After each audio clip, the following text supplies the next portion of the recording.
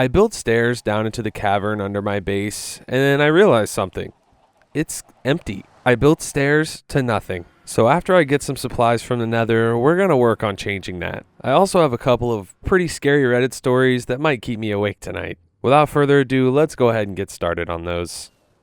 The first story today is from r/scary stories from user TrashTia.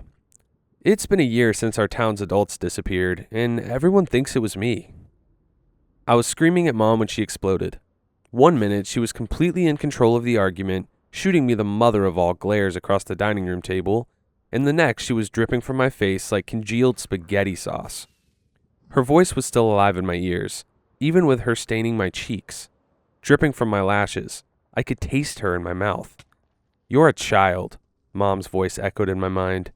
"I'm old enough to drive a car," I had said matter-of-factly, waving my spoon in protest. I reached for my favorite cereal, but she slapped my hand away and placed a bowl of plain oats in front of me. I had been cursed with an almond mom, which meant the only snacks I ever saw had raisins instead of chocolate chips. Breakfast was always the root of all disagreements in the Sinclair household. Mom wasn't a morning person. My brother and sister had headed to school early. I couldn't imagine why. With your father supervising, Mom's grip on her coffee tightened. I could tell she was ready to blow up, but I was determined to change her mind. Her argument was that she didn't want me to get hurt, but I knew it went deeper than that. Mom wanted to ruin my life. She was an expert at it, already forbidding me from going out of town and enforcing a curfew. I said no, and I mean no, Mom said with a sigh. "You're inexperienced. When you're 18, I'll think about it. End of conversation." She prodded the table impatiently. "Eat your breakfast, please." "But that's not fair." I could feel my blood boiling. "Why am I the one being punished? You're giving Sarah lessons." She fixed me with a warning look. "You're not being punished." "I clearly am," I retorted. "I don't see the same energy with Nathaniel." Mom sighed. "Your brother is 1 year older. He is old enough to drive a car. I'm finished discussing this matter with you. If you disagree, you're free to move out and make up your own rules." I slammed my spoon on the table. "But," Mom sipped her coffee, "end of conversation. You're not even being fair." Mom's eyes narrowed. End. She put heavy emphasis on the word. I didn't even want to hear it. She was so stubborn, even more childish than me, and I was supposed to be the kid. Instead of listening to her, I pressed my hands over my ears and screamed in frustration. My own words trembled on my lips, halting when something warm splashed across my face, followed by a high-pitched ringing in my ears. I felt the shock of it, rich copper filling my mouth and splattering over my eyes. Ew. Initially, I thought she'd gone to the extreme and thrown her coffee in my face. But coffee wasn't this thick and coppery, clinging to my lashes and blurring my vision. It sounded like a nuclear bomb had gone off right in front of me. A slowly expanding bright light, darkness speckling across my eyes, and then nothing. Mom was there, scowling at me disapprovingly, and then she wasn't. I remember her face being carved with morning sunlight filtering through the blinds, her loose ponytail trailing down her back, and her bright pink bathrobe. I blinked slowly, the ringing sound growing louder, more intense, like a singular coin rattling around in my skull. The sunlight was still there, but it was blocked out, only existing in strands of glittering light peeking through the intense smear of red covering my eyes. She was everywhere, and yet also somehow still existing in front of me, her torso swaying back and forth like a bad cartoon. Blinking red from my eyes, I could sense a cry slowly clawing its way up my throat. Different shades of red covered our kitchen, painting the walls and dripping from the countertop. The coin rattling in my skull stopped dancing. My ears popped, and the world came to a grinding stop around me. Something wet and fleshy dropped from the ceiling, and the scream that had been wrangled in my throat, fighting for an escape, slipped out in a sob that racked my chest. Mom felt like congealed spaghetti sauce clinging to my face, pieces of her skull sticking to my pajamas. When her torso smacked onto the ground, a horrifying cavern where her head used to be, I stumbled back, slipping in the spreading red pool gliding across our kitchen tiles. I remembered how to move, In one stride, I was out of the kitchen, gasping for breath, my hands on my knees. In two strides, I was standing on our doorstep, staring dazedly at a crashed car in the middle of the road. Several of them scattered down the block. I recognized this one. Miss Petra's Honda Civic. The car had flipped onto its side, but I could see the scarlet dripping from the windows. There was someone in there. A little girl, 5 or 6 years old. Her mouth was wide, O-shaped, streaks of red pooling down her face, dark ringlets of hair stuck to her pale skin. Emily, her daughter. I didn't hear her cries until my ears popped again, but this time it wasn't just Emily. Screams were erupting across my neighborhood. Our town had come to a standstill, shrieking car alarms joining the I gotta Google how to say this word. Cacophony. Our town had become a standstill, shrieking car alarms joining the cacophony of cries enveloping together. Pulling Emily out of the smoking wreck of the car, I covered the little girl's eyes and held her to my chest. What was left of Miss Petra was slumped in her seatbelt. It wasn't just my mother and Miss Petra. After taking Emily home, the effects of seeing my mother blown to pieces right in front of me started to blossom. I scratched at the skin of my arm, but I couldn't get her off me. She was caked into my hair and glued to my lashes. I spat several times, and then my gut lurched, heaving up undigested cereal. In a daze, I checked every house. Each one held a similar scene, an explosion of grisly red and children without parents. Once the ringing in my ears subsided and I regained some control over myself, I joined the growing crowd of kids searching for answers. A kid on a skateboard told me there had been a crash at the end of the road, and I remembered my siblings. I headed toward the school, feeling sick to my stomach. I found them among a group of kids sitting on the sidewalk, looking dazed. They didn't react when I tried to hug them. Sarah's eyes were vacant, unseeing caverns staring into oblivion. Nathaniel wouldn't look me in the eye, squeezing me a little too tightly, pressing his head into my shoulder, still stained with our mother. He was a shell of his former self, the brother I had playfully fought with just hours earlier because he refused to let me drive his car. Sarah had wanted to ride the bus, and in a mark of rebellion, Nathaniel had followed her. If they had decided to drive to school, they could have been dead. Nathaniel dropped his head into his lap, panting into his jeans. Sarah kept shooting me hopeful looks, like I would know what to do. 2 years younger than me, my little sister was already looking at me as if I were an adult. Their bus had overturned, intense red seeping onto the road, shattered windows, and headless bodies littering the sidewalk. Kids wandered around, confused, covered in what remained of the bus driver. Nathaniel and Sarah seemed to be the only ones consciously awake, while others cried out for their parents. The three of us hugged, but I could barely feel my siblings wrapped around me. I had no idea how to tell them that our mother's blood was all over me. From their expressions, Nathaniel wrapping Sarah into a hug and my sister sobbing into his chest, they already knew. Our town had been normal, like every other, and in the blink of an eye, everything was gone. Parents, we were covered in them. Teachers, upon pushing through the school entrance, there was carnage. Traumatized 14-year-olds were hysterical, dripping in scarlet, while older kids seized the opportunity to run wild without adult authority, trashing classrooms and raiding vending machines. It was everyone. 99.9% of our town's population exploded that day, but it was my mother who was still staining my face, her blood ingrained into my flesh. I couldn't scrub her off of me, no matter what I did. The outside came to help in a matter of hours. I wouldn't call it help, though.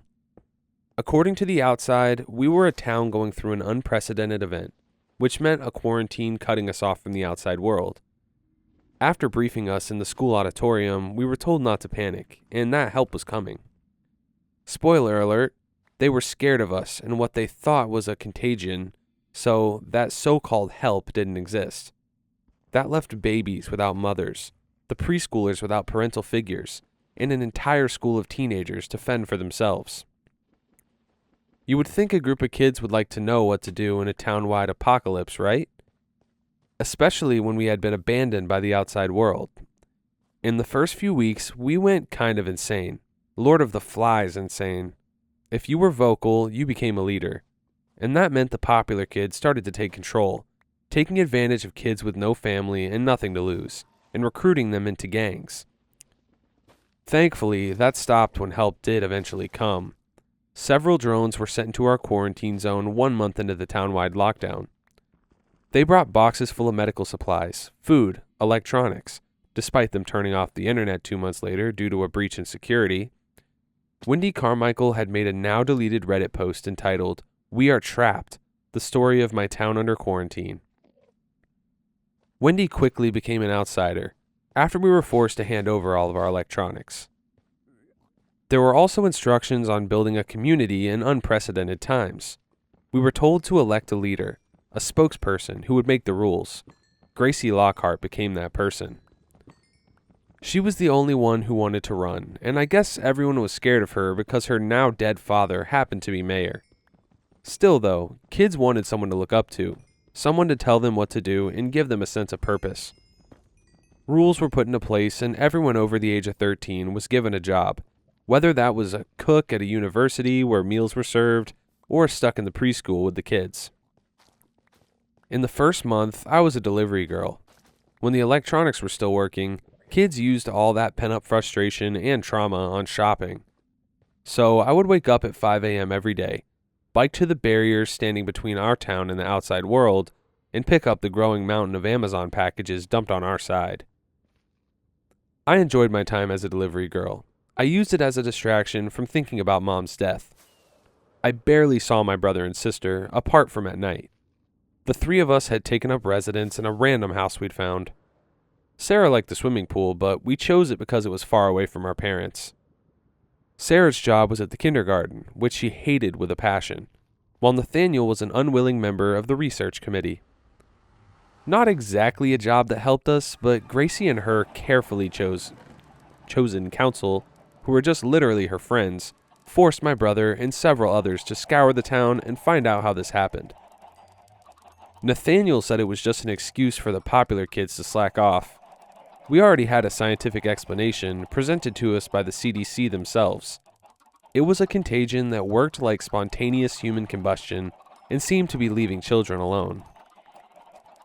Gracie's group were obsessed with this huge conspiracy that went from aliens to a lab leak at the local university where they were convinced biological weapons were being made. Nathaniel had requested several times to be given another job, but one particular girl in the research committee had a crush on my brother. With her being so close to Gracie and the newly instated town council, she had a certain amount of authority and could abuse it any way she wanted, and damn did she abuse it. Gradually, as it became progressively more obvious that the outside world had left us to rot, and our community started to run out of rations provided for us, the council began to take advantage of the amount of power they had. Sure, blame it on repressed trauma or PTSD, but I would go as far to say these kids were sociopaths. We called them the Dark Days, because in a matter of weeks, our world started to come apart. It started with a message from the outside that our food was delayed, so we starved. The kids in power started getting bored. Kids were refusing to work without food. Normal crashed and burned, humanity bleeding away into something else. Those in authoritative positions were no longer quietly plucking the good-looking guys and girls for their own personal pleasure. They were ordering our police force, a small group of volunteers, to drag them from their homes and present them to the council. Please bring all chocolate to the council. Guys with gross haircuts, I'm talking about you, Oliver Bentley, are no longer allowed inside the cafeteria. Cut your hair and look decent, or starve. Any cute dogs must be handed over. If you're physically attractive and want one of the last cans of soup, you can earn it. Only hot guys and girls. If you look like a hobbit, you'll be turned away. So yeah, normal began to crumble. That is crazy. We tried to uphold it, but when the council started using older kids as toys and playthings, that was when our little community fell apart. Nathaniel was one of those chosen to serve the council, in what started as a stupid announcement and quickly turned into a rule. Those who were chosen to be right hands to the council must not resist, or their loved ones would suffer. We were starving, delirious, and going crazy. Before our leader could go full Lord of the Flies, however, the outside world stepped in. Thank God. Gracie had had her leadership revoked, along with her council, and all of her orders were thankfully banned. Nathaniel and the others were freed. Sarah and I dragged him from a local hotel room, which looked innocent enough. We found him playing Switch games, cross-legged on the floor. According to Nathaniel, there was a lot of PG-13 non-consensual groping. He laughed it off, but there was an emptiness in his eyes I didn't like. His smile was too big. Sarah pointed out blood on the bed sheets, but I blocked it out, nodding dizzily when Nathaniel insisted he was fine. The perpetrator, who had my brother and 5 other senior girls and guys trapped in her hotel room, fashioned into an S-den, was nowhere to be seen, probably hiding in shame. I called it out as assault, and thankfully more kids spoke out. Gracie was indirectly arrested, meaning as soon as the quarantine was over, she and her little friends were in big trouble. I heard the charges were severe: forced imprisonment and non-consensual S. For the time being, they were put on house arrest. Thankfully, a new council was built from kids with actual intelligence and a passion for leadership. Liam Cartwright became our leader, and in his first role of replacement mayor, he demanded the soldiers bring us enough food and supplies to last us for a month. The outside world reluctantly complied, and we went back to normal-ish. The girl who assaulted my brother, Tally Edwards, was officially a missing person, which became our first real case. Liam put together a force of 10 able-bodied kids to act as a police force and investigate the girl's disappearance. I got my job back as a delivery girl. When our internet was cut off, though, I became a sort of food delivery service instead. But I liked it. There was something therapeutic about awaiting our daily shipments, watching the outside world continue while we had come to a grinding halt. A year passed, without parents, adults, and normality. But we made it work. We were a bunch of 16 and 17-year-olds trying to keep afloat. Normal, but just like the outside world, death existed in our makeshift community too. 5 kids, mostly from neglect. Taryn James and her friends had found a dead baby inside of a wrecked car. A 15-year-old girl had jumped out of a tree on a dare and landed head first. 3 toddlers had come down with fevers that killed them, despite us having the right medical supplies. We might have had medicine, but the kids working at the hospital had no idea what they were doing. Why would they? The eldest was 17, and he ran away, puking into his hand. When the 15-year-old was brought in, half of her skull caved in. The outside world only helped us with food. The rest, we had to fend for ourselves. The assholes didn't even send in medics. In their words, it was a risk they couldn't take. Little kids were dying, but because of a phantom contagion that was yet to claim any more lives, they couldn't save them. Kids weren't just dying, they were disappearing too. The missing had doubled. 2 kids were gone now, both of them part of Gracie's original council, and Gracie herself had somehow managed to build her own little cult. She believed that God had taken her friends, and they simply had followed our parents to heaven. Judgment Day was a new one. The week before, Gracie was screaming about aliens and lights in the sky when I biked past the school, where a concerning number of followers sat in a circle around her. Now she was convinced her friends had been raptured. Cliques had formed around the town, which became noticeable on my bike ride. You can't be cut off from the outside without forming a cult-like group. But hey, we all had our ways of coping with losses we couldn't even register. I had my own group, my fellow delivery kids. We weren't exactly a cult, but we were a family, and we had cute lime green uniforms and caps. The sun was setting when I was starting my night shift, sitting on the barrier, my legs dangling. The sky was a smear of orange and red, and I found myself hypnotized by the dying sunlight illuminating the clouds. I wasn't technically allowed to sit on the barrier. If I fell off, I was donezo. But it was fun to get a peek into the outside world. If I tilted my head at just the right angle, I could see a fully functioning McDonald's in the distance, ironically bathed in a heavenly glow. Below me, the winding road was blocked off with yellow tape, barricades in place. Nathaniel was on my mind. His new job was taking up all his time, but when he was free, he still didn't come home. I told him to request a Zoom appointment with a therapist. The outside world was offering them every week in the library, where there was a restricted internet access. but he kept saying he was good. He seemed to like it on the outside. On the weekends, Nate would act like the annoying older brother he had always been, fighting over the shower and hiding cereal from Sarah and I. But even when he was laughing, his expression didn't match his eyes. I wanted to talk about what happened with him and Tally. Maybe he thought it was his fault she was missing. Sarah had told me to step off for a while, though this had been going on for months. It's like something inside was killing him, eating away at him. And I knew it was what happened inside that hotel suite. Testing, testing. A familiar draw crackled through my walkie-talkie, sticking out of my pocket and cutting through my thoughts. Nathaniel was fine, I thought. I was just overreacting. My colleague's voice was a welcome distraction, bleeding into the peaceful silence. The British accent was the icing on the cake. Do they have ramen? I repeat, we are short in our supply of ramen. He paused. Especially the carbonara-style ones. You know, the ones in the TikTok store? He sighed, his voice immediately bringing my mood up. Ah, yes, TikTok. I miss my daily supply of brain-rotting dopamine. Do you remember those pool-filling videos? They were what made me realize I had undiagnosed ADHD.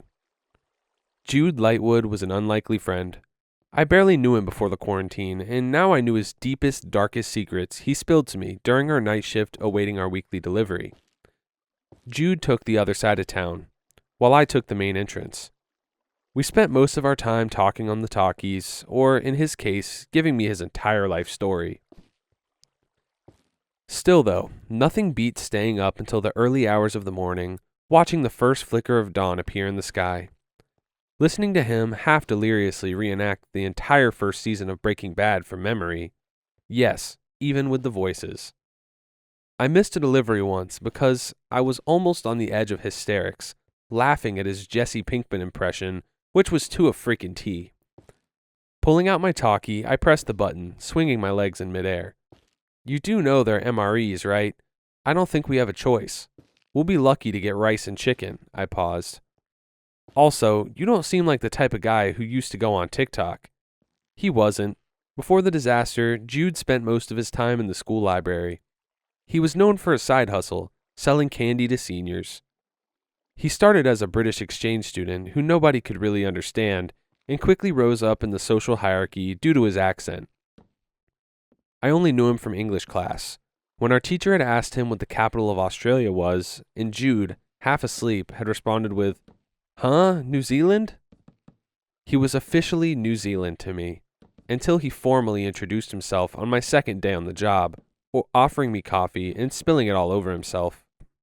Jude scoffed. I enjoyed his presence, even if it was just his voice. I just said I watch pool filling videos, like in a total trance, he laughed, but then his voice kinda choked up. I could tell he was having a light bulb moment. He had them a lot, and they were all related to what happened to the town's adults. What if it's like gods? Jude had proclaimed into the whipping wind one morning, the two of us cycling to work. When I twisted around to shoot him a pointed look, he shrugged, cycling harder, reddish dark hair flying into blur around him. It's probable, like what if Zeus is pissed? He's punishing us. Aliens? He'd said while we were lifting packages onto the loading bay. I hit him with a package in my hands. Cthulhu? Jude mumbled, half asleep, the two of us labeling envelopes. What if it's microchips in our brains? Jude came out with it through a mouthful of mashed potato during lunch, the two of us lounging on the school roof. His second epiphany of the day, when I shoved him, he laughed. This guy's charming smile made it hard for me to hate him. He came up with these what-ifs to drive me crazy, I swear. His theories stretched all the way to our town somehow being related to the Simpsons movie. Though this time, I caught a certain seriousness in his tone. What if that is what saved us? I pondered his question, watching a bird swoop across the sky. Do you think TikTok saved us from combusting? No, he laughed. Well, yes, stay with me here. But adults don't use it much, right? Jude took a deep breath. I could tell he had already jumped to the next tangent. Wait, I can see a group of kids in town across from us eating Five Guys. My mouth is watering, he groaned. This is torture. I can see the fried onions. I can see the animal-style fries and sauce. Geez, how good was his sight? Do you have binoculars? I couldn't resist a laugh.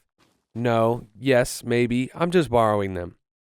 Jude, I said, shuffling uncontrollably. My butt had gone to sleep. Are you sitting on the barrier? He didn't reply for a moment. That depends. Is a certain Liam Cartwright with you? I spluttered, holding the button down. You think our 17-year-old mayor is checking up on the delivery kids? Poor Liam is probably asleep. Oh, God, yeah. I could sense him making a face. Our boy is starting to look like a divorced father of 3. Jude cleared his throat, and the feedback went right through me. I am sitting on the barrier, by the way. I can see Orion from here. I used to look at constellations with my mom. She had one of those cool ancient telescopes. Something sickly twisted in my gut, tipping my head back. I searched for the star, though I wasn't sure where I was looking. So, you're looking through the tiny hole in the barrier? Mm-hmm, he chuckled. Curse my 20/20 vision. I wanted to get an idea of what normal life is like, and I get hit in the face with burgers. I want 5 guys so bad. I would kill for one. I could hear him adjusting the dial on the talkie.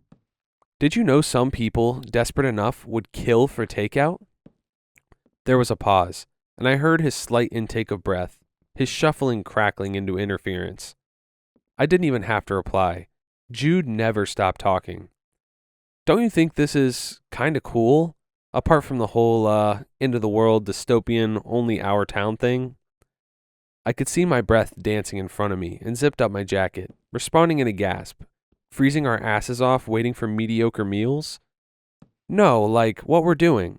I feel like I'm keeping watch for the undead while my friends, the last survivors of humanity, sleep, Jude snorted. Instead, I'm a glorified Uber Eats delivery guy for a community of kids.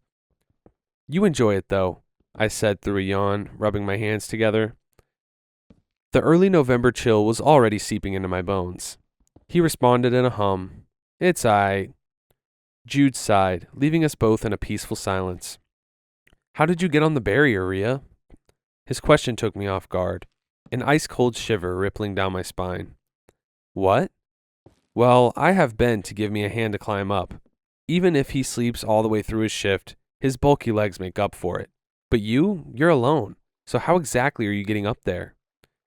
He paused, and the shriek of feedback sent me jolting, immediately losing my concentration. Jude laughed, and I couldn't resist twisting around, scanning the empty road behind me. No sign of any life. My radio crackled, and I jumped for the first time in a while. Wait. Jude's tone had significantly darkened. So you're telling me you managed to scale a barrier this high with 0 help? For a moment, my tongue was tangled.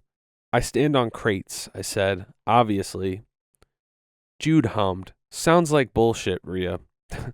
I tightened my grip on my talkie, fingering the off switch. Why do you care? Oh, I don't, he chuckled. I'm just curious how you learn how to climb this high. The silence that followed twisted my gut into knots. I could just hear Jude's breathing, and if I really listened out for it, the late evening traffic coming through the town over the barrier. Jude surprised me with a laugh. I'm just messing with you, Rhea. The night shift goes to my head, you know. I gotta find new ways of bantering with you. Sure, I said, but my chest was clenching. Oh man, I think my delivery is here. I gotta go before they spot me on the barrier, he panted. Over and out, or whatever you're supposed to say. Switching off the talkie and cutting off his farewell, a fresh slither crept down my spine. My delivery came soon after. 5,000 MREs. I tore into the first one, unable to help myself, but Jude's words were still in my mind, making me paranoid. Paranoia made me desperate. Being desperate made me remember how hungry I was. I was stuffing handfuls of cold rice and chicken into my mouth when the sour-faced man helping me unload the shipment cleared his throat. You're supposed to microwave it, sweetheart. I ignored him. Is this it? I said through a mouthful of mush. Mush had never tasted so good. No snacks? He threw me a crushed Milky Way, making sure to keep his distance. There's a snack. Knock yourself out. After spending all night delivering MREs to locked doors that were normally open and welcoming, I finally reached home with 3 ready to eat. I'd picked the best ones for my family. chili for Nathaniel, chicken and noodles for Sarah, and fried rice for me. When I opened the door, I was greeted to soft snores. My little sister sleeping on the couch, and Nathaniel wrapped up in a blanket on the floor. I pulled my food out of the package, threw it in the microwave, and then collapsed on the floor next to my brother. I was so tired. So damn tired I could barely move my legs. What did Jude say again? How exactly did you get onto the barrier, Rhea? The microwave dinging didn't wake me up. The stink of burning plastic and cremated food did. Get up. The voice was familiar, pulling me out of my thoughts. When I didn't move, someone kicked me violently in the stomach, and something was dropped onto my head. I sat up, a scream clawing in my throat. The burned remnants of my dinner dripping down my face. Standing over me were 2 pairs of feet, and when I looked up, I glimpsed Gracie Lockhart. She made sense. She was a psycho, but not Liam, our mayor, who was supposed to be sane. Get up. This time I was kicked in the head. I felt my brain bounce around my skull, my vision blurring. I was on my feet, off balance. All around me was a startling orange. I thought it was from the microwave catching fire, but then the blurred orange was moving. Gracie, Liam, and 2 other guys held flaming torches. The light was mesmerizing. I found myself transfixed until I snapped out of it. Nathaniel was in front of me, his arms bound behind his back. A squeaking, muffling Sarah was struggling in between 2 girls' grasp. I found my voice. What's going on? My arms were violently pinned behind my back. When I twisted around, I found myself eye to eye with my best friend. Jude wore a hooded sweatshirt, his curls hidden underneath. He didn't meet my gaze, shoving me toward the door along with the others. Witch. Gracie spat in my face before yanking me out of the house and throwing me to my knees. I tried to lift my head, but Gracie stomped on my back and I bit back a shriek. Nathaniel and Sarah were thrown down next to me, and I stared at the reflection of my brother's eyes, following the orange glow that lit up the darkness. In front of us, a horde of kids stood, all holding torches burning bright. We found them, Gracie cried to the crowd, and they cheered, a psychotic hive mind thirsty for our blood. We have found the evil who did this to our parents, who trapped us. She had to be kidding, right? Nathaniel shook his head, eyes wide. What? You're serious? Gracie crouched in front of us and held up her phone. Her evidence was a screenshot of a tweet posted the same day the adults exploded. It only read, "The Sinclairs are witches," posted from an account with 0 followers, 0 likes, and a default profile picture. Panic crept into my gut. The town was already losing their minds from isolation and starvation. Could they really believe we had started this? Jude, I found my voice, a sharp squeak I didn't trust. When Gracie screamed, "Blood for blood," and forced me to my feet by my hair, I caught his eye in the crowd. Jude, I'm not a witch. You killed my mom, he said in a whisper, a demented laugh slipping through his lips. She was all over me, and I couldn't breathe. Her blood was stuck to me. She was everywhere, Rhea. You know me, I managed to cry out. Jude, you know this is bullshit. He didn't reply, his expression hardening. I wish I could have seen a glitter of influence in his eyes, but it was all him. Jude's fear had turned him into a monster. Burn the witch, he said in a whimper, his lip curling. The boy's expression contorted. His hiss became a yell, cutting through the crowd's screams. Burn them, the crowd hollered. I stopped fighting when we were dragged through town, rotten food and soiled diapers thrown in our faces. I knew where we were headed, and my body had gone numb. Nathaniel stayed still, silent, his dark eyes finding his friends in the crowd. Sarah screamed, sobbing, begging to a group of kids who already decided her fate. It was Jude who shoved me against our founder tree, binding me to my siblings. It was Jude who stepped back, gripping his torch for dear life. They surrounded us, a ring of blazing fire and expressions riddled with excitement. Gracie stepped forward, Liam by her side. I knew in her messed up little mind killing us would bring back the adults. And she had spread the word, like a virus, polluting the town's minds. Rhea Sinclair, she stepped in front of me, then the others. Nathan Sinclair. She was gentle with my sister, forcing Sarah's head up with the tip of her manicure. And Sarah Sinclair. We find you guilty of witchcraft, she said. Your sentence is burning in the pits of hell where you belong. I didn't take her seriously, not even with a burning torch in her grasp, until the girl pulled out a knife from her pocket. I turned my attention to the sky when the blade was drawn across my sobbing sister's throat. When her cries gurgled and deep, dark red spotted the earth, I looked at the moon poking from the clouds instead. I didn't see my sister die. I just saw her body slump over, her head of dark brown curls hanging in her face. The crowd's reaction was haunting. Calls for my sister's head to be severed and waved in the air in triumph. I kept my gaze on the sky, tears filling my eyes. Nate, I managed to get out. She's dead, I wanted to scream. Our sister is dead. Nate, I screamed. He didn't reply, even when Gracie knelt in front of him and dragged the blade of the knife down his own cheek and forcing him to look at her with the tip of her nail. You're a murderer, he said in a whimper, only for her to spit in his face. Nathaniel didn't blink, struggling in his restraints. Witch, Gracie Lockhart snarled at him, pressing the knife deeper. You're a filthy witch, Nathaniel Sinclair. I don't know what sealed the deal. Was it Gracie parading my sister's body in front of him or spitting in his face? I could feel it already, icy prickles creeping down my bare arms, already playing with strands of my hair. When I twisted my head, Nathaniel was smiling. I saw the contortion in his cheeks, amusement morphing into agony, unnatural darkness spiderwebbing across his pupils. Velvet magic. He stunk of it. I knew the asshole was using it. Velvet magic, also known as possession magic, had been banned a long time ago. It is to witches what drugs are to humans, addictive, drawn from dark energy that humans naturally make. It is well known to take over the mind and soul of the witch possessing it. If my brother had been using velvet magic, he was doing so with purpose. Oh, okay, so they are actually witches. Alright, yeah, no, it's their fault, 100%. I was too, but I was inexperienced. Just like my mother said that morning, only when I turned 18 would I be able to experiment with possession magic. I have a confession. What I wrote at the start wasn't the complete truth.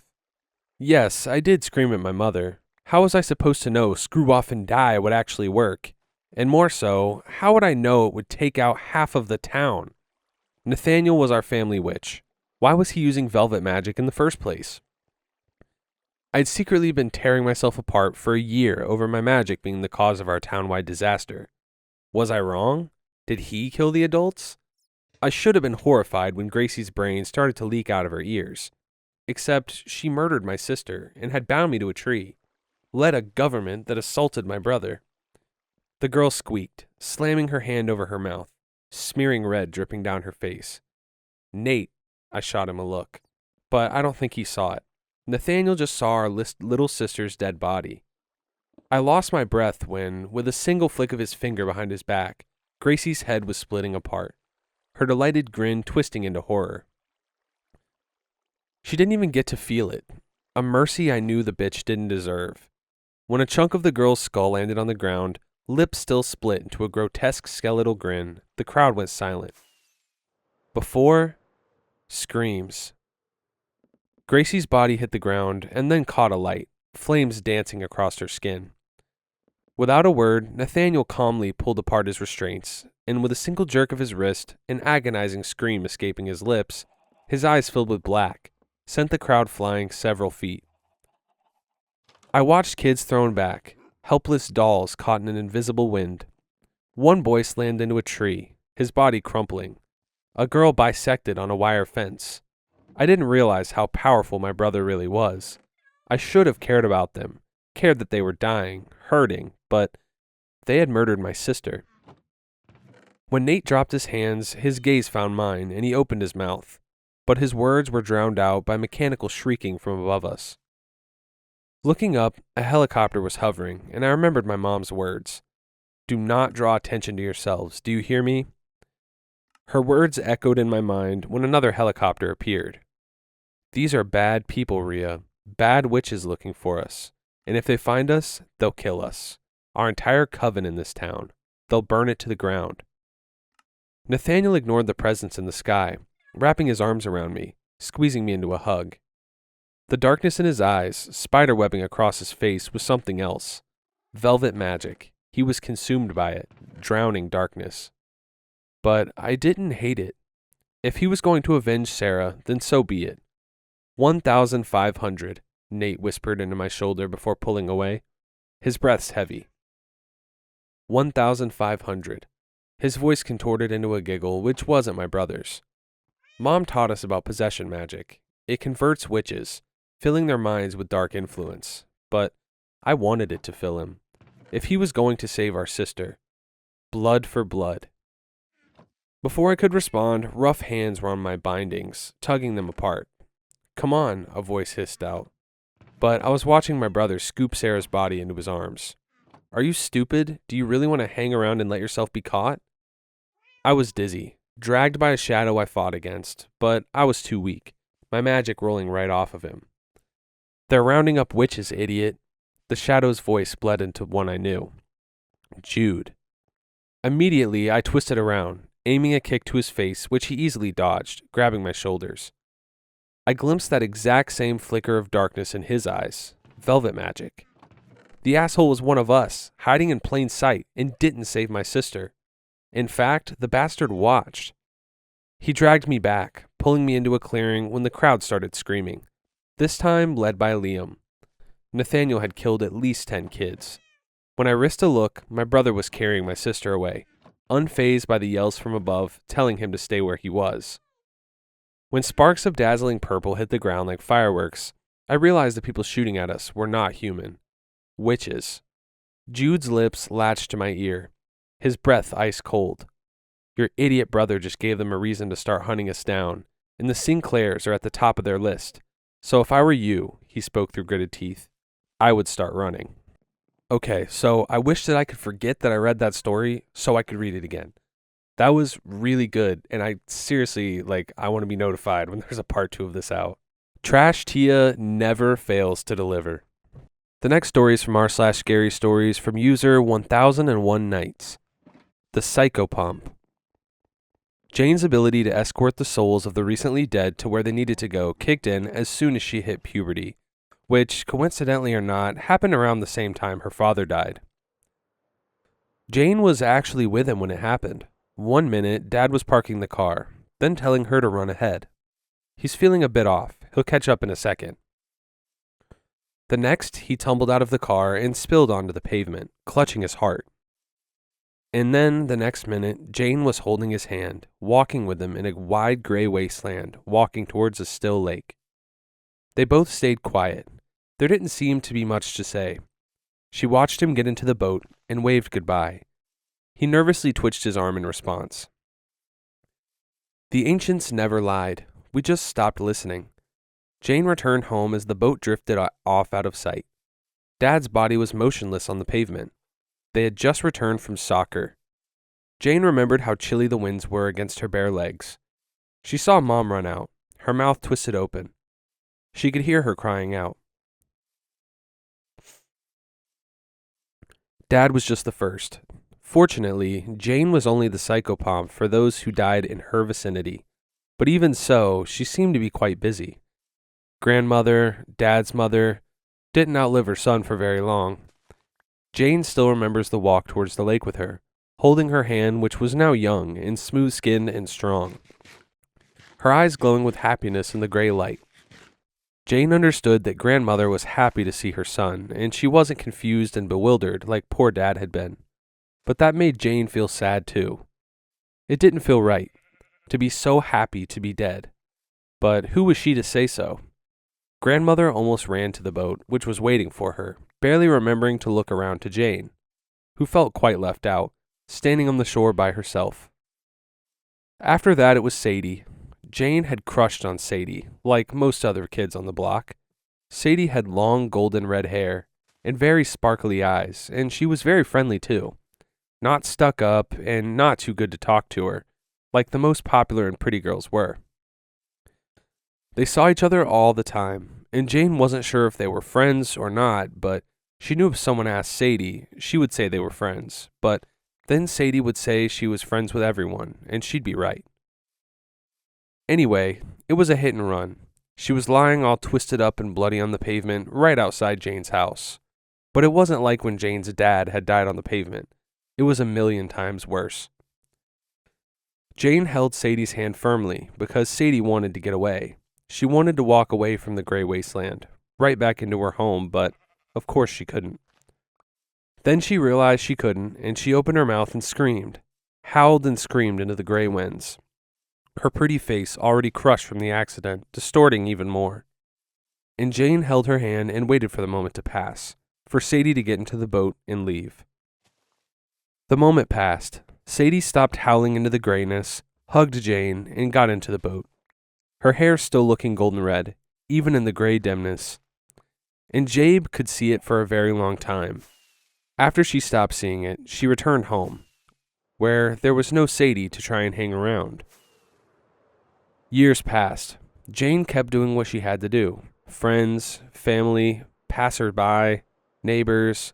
Prom night happened, and the inevitable car crash with the silly drunk kid at the wheel, wrapping the car around a truck and getting himself and his 3 passengers all killed.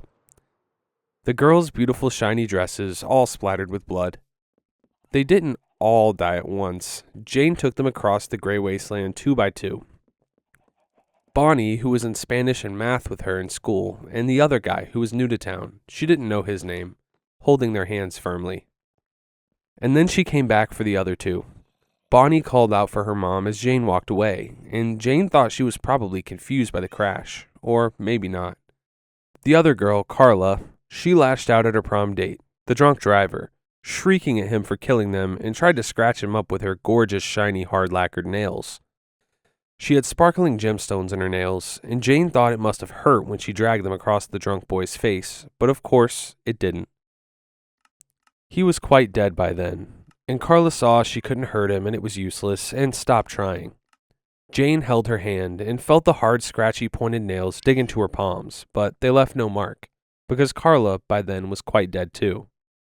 The boat waited to take all 4 of them, Carla, Bonnie, and their dates. Jane waved goodbye to them, but they didn't take any notice.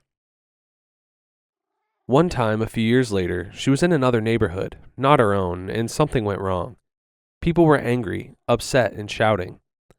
Jane was trying to get away and get home. She hadn't meant to be there. She couldn't leave her mom alone for long, but then police arrived. Jane was confused. There was a mass of people shoving and pushing. She was just trying to get out. Then there were shots. Someone fell. Blood. People were screaming. And then she was walking in the familiar gray with a stranger, half their face blown off. She sighed. She didn't need to hold his hand too tightly, even though the stranger had small children and family and hadn't gone out expecting to die. The stranger was very kind to her, which was wrong. She knew, but it was what it is. And even thanked Jane, which was completely unnecessary because it wasn't like Jane had any choice in the matter. After he got into the boat, he waved back and smiled at Jane, and Jane smiled back. Now Jane is old. She spends time in a nursing home, and of course, she is as busy as ever. She hasn't become used to it. How could she be?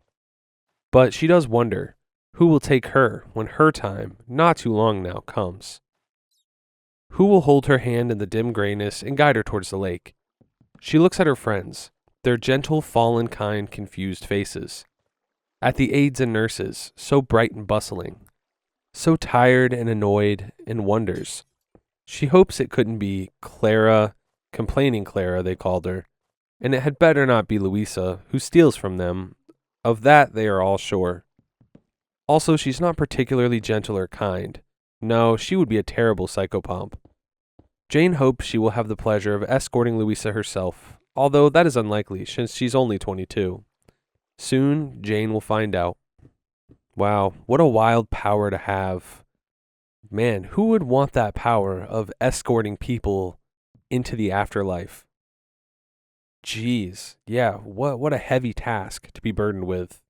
I don't know, would you guys want that job? Let me know what you think. The next one's from r/scary stories from user Twisted Urban Tales. I kept finding the same sticker in library books. The reason was horrifying. In sophomore year of high school, I practically lived in the library. I'd go there almost every day after school to sit and read. Then I'd borrow a stack of books, mostly history, and finish them at home before they were due back. It was routine at that point. That's why I noticed it straight away. I opened a book I'd borrowed about medieval Europe and saw a small white sticker stuck firmly to one of the pages. I leaned in and took a closer look. The sticker was a prescription bottle label. The edges were worn and it had been pieced together in two halves. One side was faded to a thin film. It had been peeled off and reapplied, but I could still read the text. At the top was the name of a pharmacy and a date, and below there were some details. Theodore Hargreaves, an address list below. Lisinopril 10 milligrams. Take 1 tablet by mouth every day. I didn't recognize the medication, but I recognized the name. It was Mr. Hargreaves, my history teacher. I saw teachers and students from my school regularly at this library, so I didn't think much of it at the time. But I still stared at it for a second longer than I probably should have. Then I figured it was a mistake and left it there. He must have been using it as a bookmark and forgotten. I didn't want to peel it off and risk tearing the page. The second time, it caught my attention immediately. Different history book, another label, same name, address, and medication. This time it was stuck deeper into the book on one of the middle pages. I flipped back a few pages, then forward. Nothing else, just that one sticker.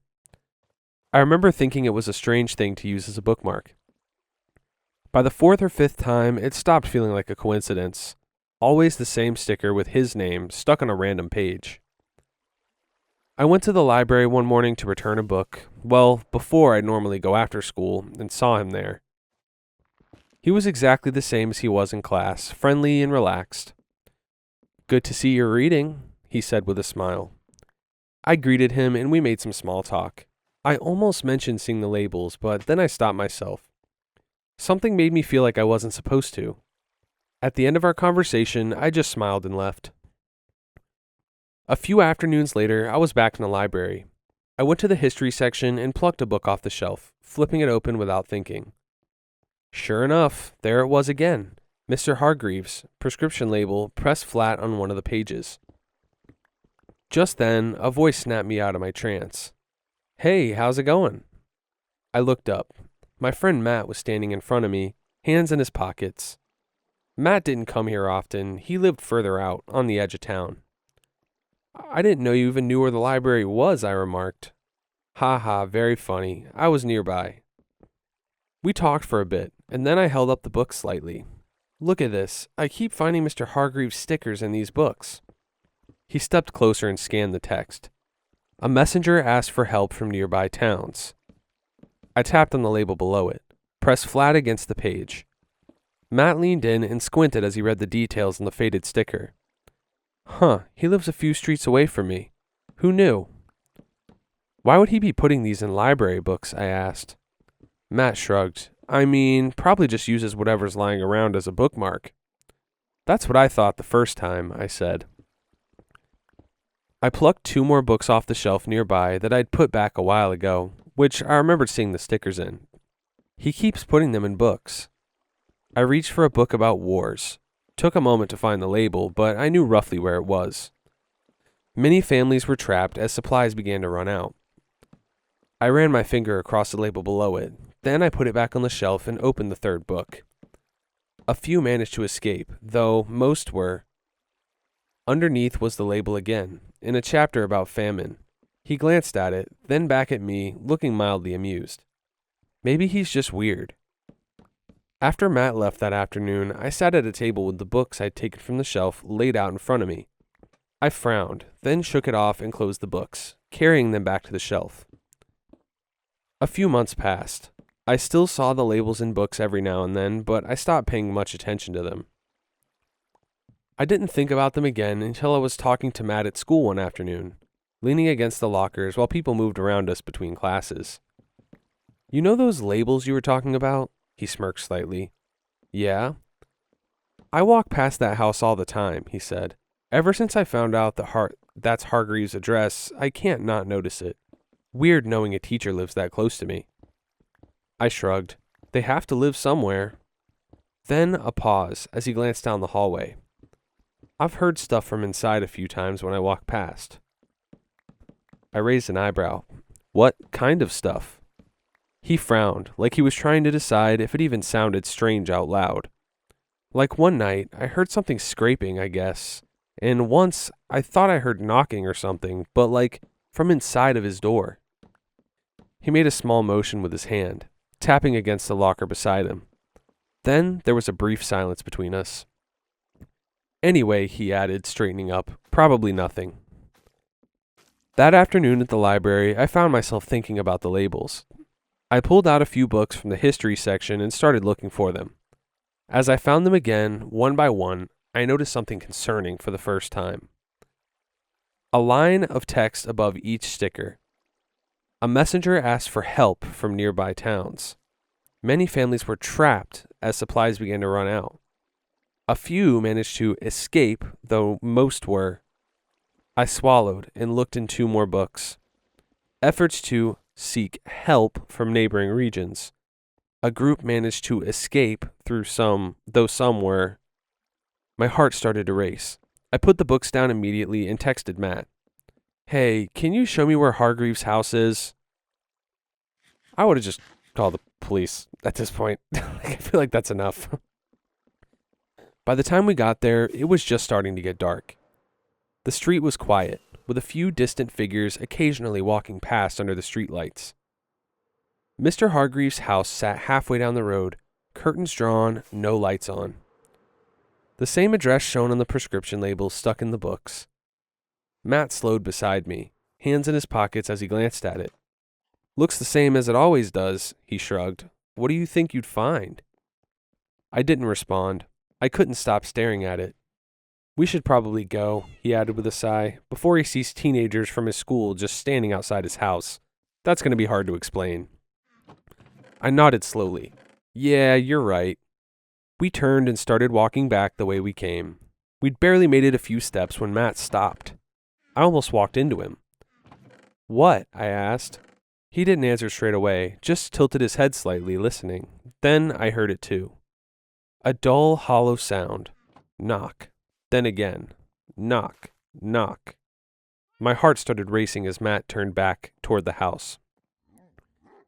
That's it, he said quietly. That's what I was talking about.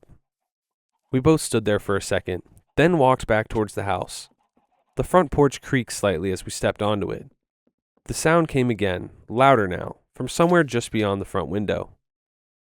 The curtains were drawn, but not fully. There was a small gap where the fabric didn't quite meet. Matt leaned in slightly. That's weird, he murmured. I don't remember that. He pointed, and I followed his gaze. Behind the curtain, barely visible in the darkness, were wooden boards running horizontally across the window. I felt a chill run through me. His curtains are always closed, Matt said with a frown. Wonder why there's wood all behind it. Another knock. Then the curtain shifted slightly. Something moved behind it. I sucked in a breath. Did you see? Yeah, Matt whispered. My hands were shaking as I pulled out my phone and turned on the torch, aiming it through the curtains. The light cut through the gap between the boards, and I, open wide, staring straight back at us. We screamed and stumbled backwards. Matt grabbed my arm. What the hell? The knocking stopped instantly. Silence. Then we heard footsteps from inside the house. We ran. Down the porch steps, onto the pavement, away from the house as fast as we could. We didn't stop until we were halfway down the street. My chest was tight, my breathing uneven as I fumbled for my phone. Call them, Matt said. I told the police everything. The books, the labels, the sounds, the eye staring at us through the window. My voice was shaking so badly I could barely get the words out. By morning, everyone knew. Mr. Hargreaves had been arrested and the house had been sealed off. Inside, they'd found a girl. She was 14, only a few years younger than the both of us. She'd gone missing around 3 years ago, from a different state hundreds of miles away. Taken, transported, and kept hidden somewhere no one would think to look. A normal house on a quiet street. Locked away in his house for 3 years, she'd been peeling the prescription labels off empty medication bottles and boxes, whatever she could find in his bin with his address on it without being noticed. Pressing them carefully between pages of books he brought home from the library, and would eventually have to return. She couldn't write any messages. If he saw even a mark out of place, there was no telling what he would do. So she worked with what she had, looking through the words in the books and placing labels with his address under specific words, underlining them with the stickers. Hoping someone, anyone, would notice that she was trapped, needed help, and was unable to escape. It had been right there the whole time. I kept thinking about how many times I'd seen those labels and dismissed them as something harmless before putting them back on the shelf. If we hadn't gone there that day, she might have never left that house again.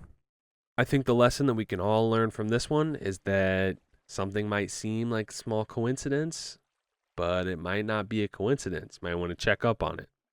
Anyways, that's all the scary Reddit stories in Minecraft I have for you today. If you liked today's video, drop a like and subscribe. Also, join the Discord if you haven't already. We have a lot of fun in there, and it's going to be the top link in the description.